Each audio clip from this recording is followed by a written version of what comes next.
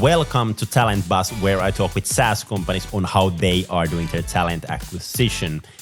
In this week's episode, I'm talking with Karim from Recruitee. He's the head of talent acquisition over there, joined in 2020. And today's episode, we are going through how they've been scaling their talent acquisition, their processes around that one. And let's start from the situation when Karim joined the company, and what was the situation back then? Yeah, so I joined Recruitee in early 2021. So it was, I think, about a year after the pandemic hit. So it was already the situation where there were hiring freezes, and then 6 months later, everything opened up again. So recruitment was booming. There was a lot of momentum in recruiting. A lot of companies hiring for recruiters. So it was a good time for recruitment in terms of getting things done and all the projects that we wanted to do. And I think also for Recruitee, we're a recruitment software company, a collaborative hiring company. Means that if recruitment is doing well, our customers are doing well as well. So that means that because our customers are doing well, we're growing. Because when I joined, the initial idea was, okay, we're going to hire 20, 30 people for business operations. And we ended up hiring almost 100 that year. So we couldn't predict the growth that we were entering. We expected a little bit less, actually. So it was a good time. Yeah. And what was the situation like if we think about kind of your role as a talent acquisition leader and kind of talent acquisition processes? So was there some kind of processes in place regarding talent acquisition at the time, or what was the starting situation, and what was the kind of task that was given to you when you joined the company? Yeah, so I think there were processes, but there were no processes, right? You don't need a process to hire people, but you do need a process to hire the right people, of course. So when I joined, the head of people was also kind of recruiting. So I was the first full-time person on recruiting for business operations. That means that we could hire people, we were hiring people, but there was a lot of things that we need to improve. And the baseline was just, defining what is the process, what are the steps in the process, and what are each of the responsibilities. So everything that you can think of in terms of recruiting still had to be built for Recruitee. Yeah. And I think it's always the situation when you are kind of joining a company at that stage, and then you kind of start setting things up. Do you have like some good framework on that? Like what are the kind of basic things you should set up, and in that point, what were the kind of things you started to do over Recruitee? Yeah, I think the most important thing is basics first. Right before you go on to the more fancier stuff like, building a cool career site or building an EVP and things like that, you need to have a simple, repeatable, scalable hiring process, which in some way need to be standardized. So that's the first thing you need to do. Yeah, so it's about setting up a replicable, scalable process of, okay, what's step one in the process? Step two, what do we need to make a hiring decision? Who needs to be involved in making that hiring decision, or who is making the hiring decision? I think those are the first questions that you need to ask yourself, even before thinking of the profile, right? I think what happens a lot in recruiting is that, okay, we're hiring an FP&A analyst or business controller. What we usually do is, okay, we immediately talk about what does this person need to do, but you need to take a few steps back. And that's exactly what I did. Take a few steps back. What do we need to make a hiring decision, and who's making that hiring decision? That's the first two questions that you need to ask yourself, or you need to ask the company and the team, the people that are involved. Yeah. As a salesperson, I've been lately talking a lot about kind of that companies actually shouldn't be optimizing their sales process, but they should be actually optimizing buyers' buying process. So kind of how do you balance between there in the recruitment? There is, of course, something like, hey, here are the things that we as a company want to do, but then like super competitive situation in the market to get those right people. Like how do you balance between what the candidates want actually? I think it starts with knowing what you need in terms of the role. What is the impact? How is this role pushing the business forward? And when you have that and know exactly what you need, you can give that context to the candidate, and the candidate can make up their own mind if that is the right step for them. So I think as long as you know what you need in that role and why it is pushing the business forwards, and you can communicate that openly and transparently to the candidates, that's the only thing that matters. Because it is a two-way communication. It's a two-way street, right? It's us assessing the candidate, but the candidate needs to assess us as well if we're the right step for them. Exactly. But then kind of when we talk about scalable recruitment process, like how far you can go with that one. For example, let's say that you have a kind of, okay, interview number 1, interview number 2, some task phase, some personal testing. Like for, let's say, all the interviews, like can you have questions that you ask every single time, like super structured way, or like where's the balance between like having that structure, having those processes, but still kind of not making them kind of too long that it's basically like a robot asking questions from a candidate? I think standardized interviews are absolutely needed, or at least a semi-structured approach to things. Because if you don't, then you're going to assess every candidate in a different way, and then bias will creep in. And a lot of hiring managers think of themselves that they're good interviewers, but I've seen that that's not always the case. And let me clarify, being a senior manager does not make you a senior interviewer.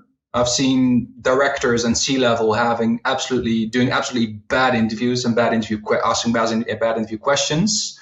So you need to have those set of questions in order to assess the candidates properly. And I think it's also about kind of skill-based interviewing, not so much about, okay, past experiences, but more about skills, right? Because past experiences are not a guarantee for future success.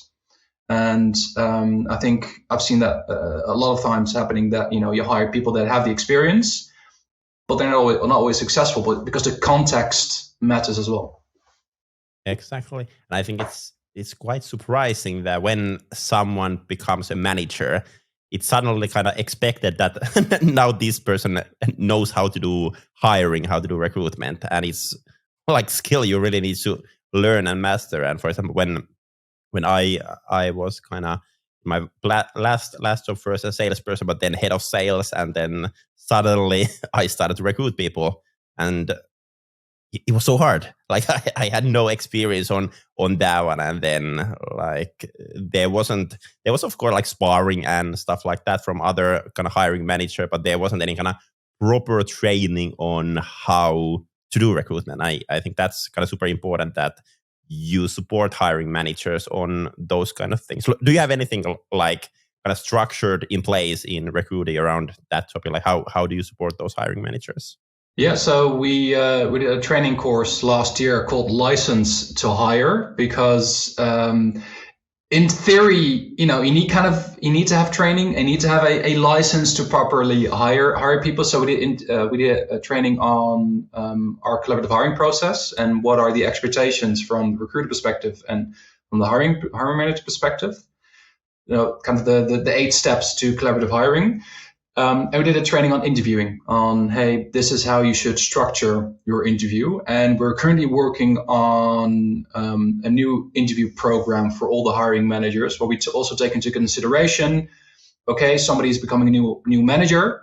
We're going to train them on hiring, but also build trainings for the more experienced managers, because I think that's absolutely essential. And that's something that you do once, but sometimes something that you do, I don't know, maybe quarterly or once per year at least, to train the people.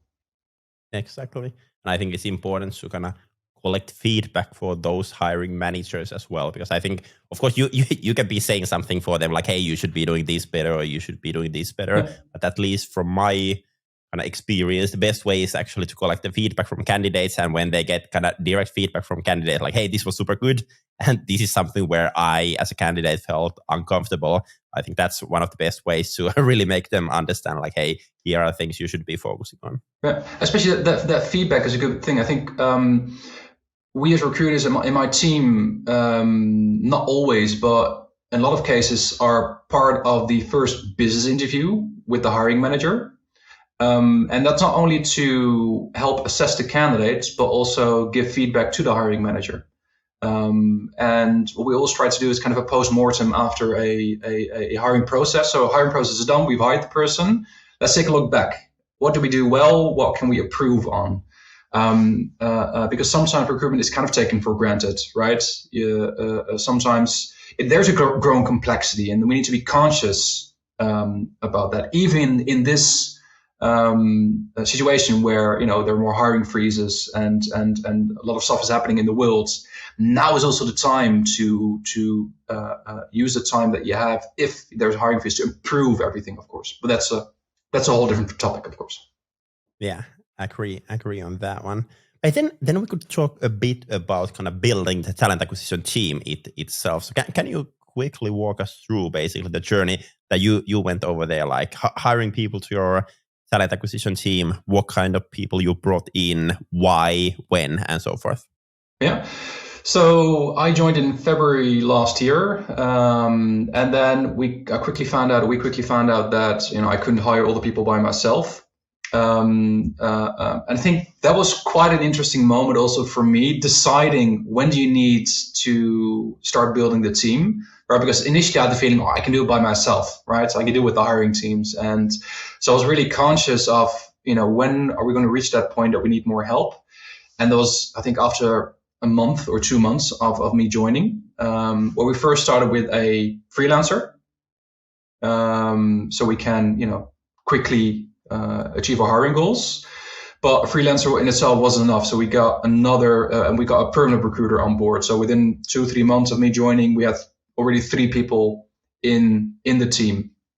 And then it was about dividing dividing the workload, right? I think you see in a lot of companies where recruiters sometimes have 20, 30 plus roles that they recruit for. That's not really sustainable. I think in a startup or scale up as we are, you need to spend more time in the hiring process. So I think 10 roles per recruiter is a bit more manageable, because you're going to spend a lot more time discussing with the hiring managers. So around the summer of 2021, we had 2 people for business operations, and we already had 1 tech recruiter, right? Because we have tech and non-tech.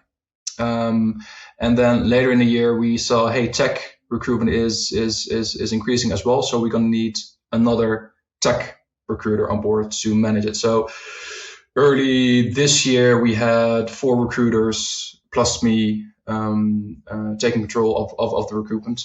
And were they all kind of focusing on recruitment? Did you have anyone for employer branding, or did anyone do it on the side, or have you kind of invested on that side at all? So at early this year, the EVP and employer branding was on our roadmap. But I think, as I mentioned earlier, it's about setting up the basics first, right? That's the most important thing. So that when that is set up, we can think about, okay, employer branding and EVP stuff.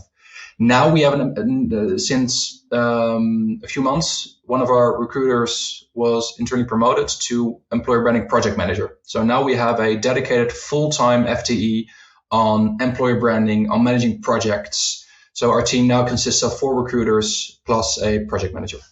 Yeah.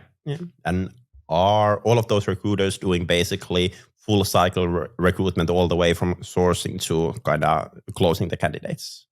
Yes, well, it depends. As you might know, we're part of a group called Talent with TELLENT. And there was a smaller company, Kiwi HR, also on board, where we took over the recruitment or built the recruitment for them as well. So for that project, so to speak, because we needed to hire like 20 developers, we got an external sourcing agency on board. So I think if it's like high volume sourcing, then we're going to get an agency on board. If it's just like for 1 or 2 roles, the recruiters are taking care of that. So it is full cycle recruitment, yes. Yeah. Because what I've noticed is kind of what is happening on sales. Like a lot of SaaS companies, they have like SDR who's focusing on the beginning of the funnel. Then they have AIs who are kind of focusing on closing the deals and kind of making sure that they are kind of selling to customers. But do you think at some point Recruitee would have kind of internal kind of sourcing function, only people who would focus on there, then someone who would focus in the middle, someone who would focus in the end of the recruitment? Or do you think that in the future it will be kind of full cycle recruiters mostly? I think it depends on the company. I don't think there's a one size fits all recruitment strategy. If you're a smaller company, then it doesn't make sense to have and a sourcer and a recruiter and a recruiting coordinator and all that stuff. So I think when you're smaller, recruiter doing full cycle recruitment makes the most sense. When you're growing and you have more roles to fill for, then it makes more sense to get a sourcer on board, perhaps a recruiting coordinator as well. We're not at that point yet, but maybe we will be. But there's also kind of it's called an evolution taking place in recruitment, or I believe that you need to look at recruiting more as a marketing function as well in regards to employer branding. So our EVP is going to be the central point of our talent attraction and our talent acquisition strategy, where it's not so much about sourcing, but more about storytelling and attracting and nurturing talent by storytelling. Exactly. And I think there are basically the two strategies that you can be using, basically the outbound or inbound. I think the same discussion have been going on in sales for a long time, like, hey, whether you should do this or this. But I personally believe in recruitment that it's best to do the combination of both. Kind of when you invest in employer branding, you will in the long run, of course, kind of get inbound applications, but it will also help when you are doing those outbound recruitment, like when you are sending a message, whether it's LinkedIn or other channel, for a potential candidate. Like if they know your company, if they know the brand, it's way easier to get those meetings in the first place for the recruitment pipeline. Yeah, exactly. And I think for us, all of most of our leads are inbound. So we've got like a massive inbound marketing engine running. So our account executives are like 99% inbound focused on the leads. And I think we're going to have a similar approach to our recruiting as well, right? We want to have a natural and organic traction on all of our jobs. And I think sourcing will always be the case, but maybe it's also kind of a different approach to sourcing where, the time of sending out 1,000 generic in-mails, that's kind of over. It's more about personalized messaging, even using videos to source people as well. Yeah, exactly. But then kind of if we think about kind of measuring the success of talent function, maybe first, before going to the function itself, like how you are being measured, like what is the things that you need to succeed in your work in order to keep your own workplace? Yeah, good question. I think there are different layers of goals, of course. I think first and foremost, it's always about, okay, we need to hire an X amount of recruitees to support business growth, right? So that's really quantifiable. We need to have that many people across the year, across different quarters. I think that's one measure, of course. So can we hire the right people in the right time as well, right? And also looking at the start dates from a business perspective, right? So instead of just saying, okay, we need a marketer in January because we need it, look at it from, okay, what is the impact of that role and why do we actually need it in January? And is it bleeding if we hire that person a month later or 2 months later? So I think that's really important, hiring the right people at the right time. Mm-hmm. The second most important thing is the quality of hire. So measuring the quality of the people that enter the company, and we do that by sending out surveys after 3, 4, 5 months of people joining, where it's just one question on a scale of 1 to 10, how much of a job fit is there? And we actually have an NPS score of like 70 plus, which is really, really, really high. So I think those two things are the most important KPIs and metrics to see if we're successful or not. Yeah. And are those same metrics that you are kind of measuring your team on, or do they have like some other metrics as well that kind of they are reporting to you? So the two metrics that I just mentioned is more about reporting to the management team, right? This is how we're doing. In regards to the recruitment team, we're going to look into a dashboard, in regards to, the hires per recruiter and the time to fill, time to hire, all those things. But I don't want those metrics to be leading. I want them to be supporting, right? I'm not going to manage a recruiter on, hey, you didn't hire your 4 or 5 hires this month. What's happening? I don't like that, right? So it's more about, hey, what is happening, and identifying certain trends, and then looking on, hey, what can we do to improve it? Yeah. And I think there is a big risk actually doing it in a way that, hey, you didn't reach your hiring goal, because in the long run, what might end up happening is actually that they end up recruiting wrong people just because they need to hire X amount of people per month. And that's no good for the company. Exactly. That's why I don't believe in incentives or bonuses based on the people you hire. Yes, if you're from an agency, then yes, that makes sense, right? But from corporate recruitment perspective, I don't believe in incentives of, okay, you've reached your hiring quota, so you're going to give you, I think a good base salary is the most important thing. Yeah. Do you have any bonuses for your talent acquisition team? We have a company-wide bonus. That's it, but not for our recruiters, no. Yeah. Interesting. You quickly mentioned there already kind of earlier regarding the kind of marketing example, like, hey, now we need someone in January, or do we really, or in February, March, whatsoever. And I think this is something that a lot of recruiters are struggling. Like, they are basically an operational ad hoc partner. You get messages from hiring manager that, hey, now we need a developer, or now we need a salesperson, and we need now. Like, how to go from there to a strategic partner where you're really planning things for what is happening in 6 months, 12 months, 18 months. Like, how to go there?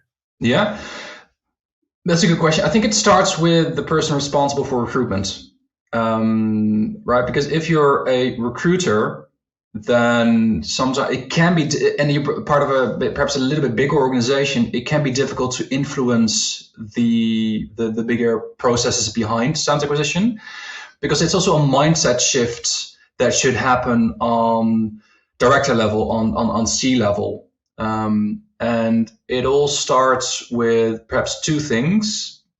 One is for the talent acquisition lead or head of talent or whatever, connecting the business challenge with the talent acquisition challenge, right? So if a company is growing from, like us, from 100 to 250 to 300 plus people, what is and we want to double revenue and all that stuff, but we want to increase the quality of our products. That means that the TA challenge is that, we need to hire an X amount of people to support that business growth across a couple of nations while ensuring the quality of our candidate experience.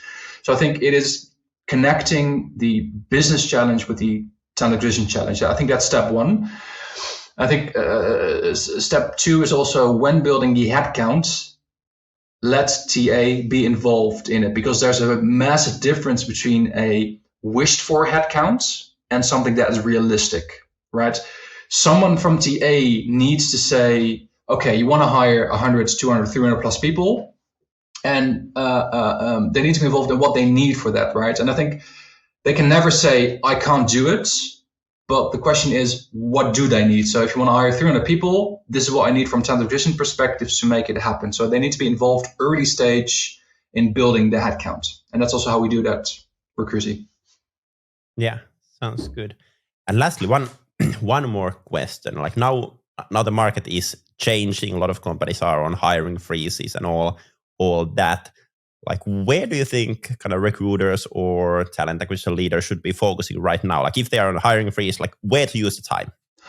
Do all the things that you didn't have time for. Because I think the companies that have been hiring so many people over the past year, they've been running at the speed of light to achieve their hiring goals, that they might not have the time to really look at the processes and everything. So I think it's a good thing to have the pause button hit, and then look at, okay, how are we actually hiring the people? How can we improve the workflows?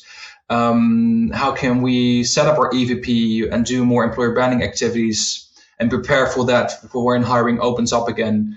Let's do those hiring manager trainings. And besides that, recruiters are really talented people. They have so many different things that they need to do. They will be valuable elsewhere in the company. So if you have a big team that not everybody can focus on recruitment related stuff, look at what can they do for marketing, what they can do for sales or partnerships or other departments. So I think there's so many things that can happen instead of just saying, okay, I'm not going to recruit anymore. Because the difference between a company saying, okay, we're going to stop recruitment now, is they don't take it seriously, right? I think that those are the companies that are reactive in recruitment.